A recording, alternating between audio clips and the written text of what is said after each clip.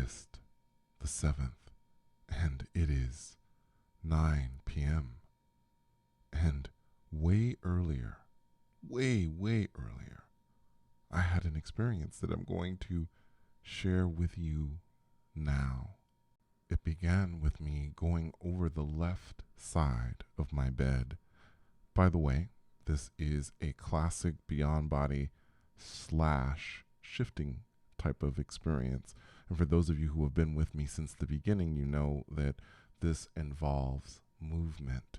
The sense that I get in the very beginning when it starts to happen is that I'm moving over to the edge of my bed, which is, for me, would be on the left side.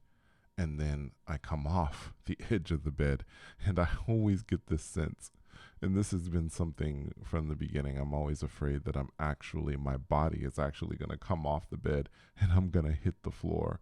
And of course, it never happens that way. I come off of the edge of the bed, and then I come down, but then I slow down and I get this sense that I'm hovering right above the floor. And this is what happened on this occasion. I came off, I went to the left, and then I dropped, and then I slowed down, and then it was as if I was hovering for a moment above the ground or above the floor, and then I started moving forward. Now, the speed wasn't great. It wasn't really fast, and I've talked about times when I've gone really fast and I've gone really long distances. Guys, I don't think this was a long distance trip. This was not. This was a fairly short trip. And I did feel very conscious when this was happening. So I felt probably a bit more awake than I usually would.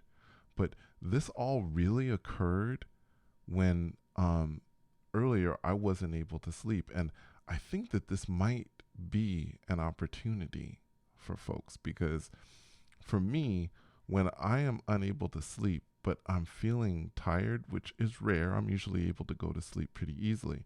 But if I'm feeling that, then that means that I'm kind of in a middle space. And instead of getting frustrated with myself, I can't sleep, it's like, okay, well, why not try an experience? Now, this wasn't something I was really focused on this time. This experience just kind of started happening, but I do think I see an opportunity with this. So I felt this forward motion. It wasn't really fast, and it wasn't very long before I slowed down. And now at that point, once I slow down, the darkness normally lifts and I'm looking at the reality that I'm in. But this time, things continued to be dark, and I think it was because I was thinking, well, I don't think I can open my eyes. If I open my eyes right now, my physical eyes might open. But again, this is something, I'm not sure why I was kind of thinking that this time. Again, maybe it was because I was very conscious in this experience. But normally, once I am out and I am going to wherever, or I arrive to wherever I'm going, normally it's safe for me to open my eyes at that point. I can open them in my physical eyes here in the 3D. They're not going to open. Now, when I first arrived there, I almost felt like I was blind, and I was just like, okay, this is strange. And I felt around, and I remember feeling wiring, like maybe it was cords, maybe it was wires hanging. I'm not sure, but that's the first thing I felt. And I guess I felt a little bit of nervousness because I wasn't seeing anything at first. But then I decided, okay, I think I can open my eyes. So I went ahead and did that. I opened my eyes, and it took a second for me to focus on this place that I was in this different reality. It took a moment, but finally my eyes focused. And I was in this apartment. And this apartment, by the way, it was gutted. There was nothing in this apartment. There was no furniture. In fact, the first feeling I got was that someone had moved all the furniture, and someone had like they were gone, right? Whoever lived in this apartment was gone. And so I noticed that there wasn't any furniture at first, but I also noticed that there were two white trash bags that were completely full. And that also gave me this sense perhaps someone had cleaned up, and this these bags contained the trash that they had picked up. They had cleaned the place. Now, one of the other things that I noticed, and I've noticed this before, this has been a consistent thing. This place, the dimensions were so wide and open. And it seemed, because I began to walk, once I was able to kind of focus my eyes and see, I started walking down the hall of this apartment, and it just seemed to go on and on and on, and it was wide, and there wasn't any furniture, and there were areas that kind of went off to the left, and I could see that those areas or those rooms were empty as well. It was all just empty. And I was like, okay. Then I heard something. And that is always something that makes me nervous. I heard conversation. I heard someone talking. And it always makes me nervous because I always get this sense that I'm maybe trespassing, and whoever sees me is going to, panic. Again, this isn't the first time I've talked about this. Even though I'm, fairly certain that the version of me in this place belongs in this apartment or whatever, I'm still thinking to myself, wow, maybe I shouldn't be here. Maybe this person's going to get really upset with me. But then I decided to walk towards them. They were towards the front of the apartment, so I had to turn around and come back toward the front. And the first time as I was getting up close to the front door, I saw a young person, a young man, African American. He couldn't have been more than 6 or 7 years old, and I saw that he was, I believe, with his mother, and his mother happened to be white. And they were going out, and I said, wait up. Can you hold the door open for me? And there didn't seem to be some kind of weird reaction like, who are you? It was like, oh, okay, no problem kind of thing. So they held the door open. And when I came out of the door and when I came out of the door, I saw a man fully grown, right? Again, African American. And I'm not sure. It was really interesting. I suppose that this man could have been the father of that young boy that I saw, but then I didn't see the young boy anymore.